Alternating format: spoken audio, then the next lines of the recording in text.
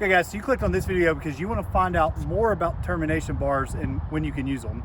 So the first thing we're going to show you here is a termination bar installed around a protrusion on a flat roof. So as you can see at the TPO that's coming up here with the termination bar, what this is going to do is seal around this stack of concrete here and make this watertight. Now, if you guys have done a lot of residential roofing in the past, you would normally use something like a step flashing here and counter flash this, but on a flat roofing system, when you pull up the membrane, you're going to use a termination bar. And as you can see, it's got all the screws in it and they've been caulked. You want to make sure that you do that so you keep the watertight integrity of the roof. Now, another place that you could possibly use a termination bar, we're going to look at it here actually installed on this roofing system here in a moment, is on your parapet walls. Now, there's one thing that you have to know about that. When you have your parapet walls, if they're made out of any type of concrete or any type of non-combustible material, you can use termination bars here.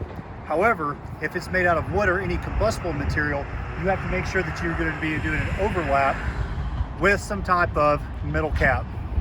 Okay, so on this project in particular, there's not going to be any type of metal cap, or some people refer to it as coping metal, that's going to go across here.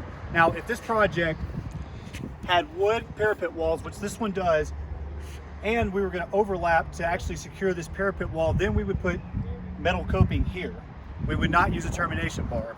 Now I'll show you how it's used as flashing up against the side of the building here. So as you see, our same membrane we have coming up, and we have more of this termination bar that comes across here to help seal like you would on residential with flashing. So that's what your termination bar is used for, and these are the proper applications for it on a flat roofing project.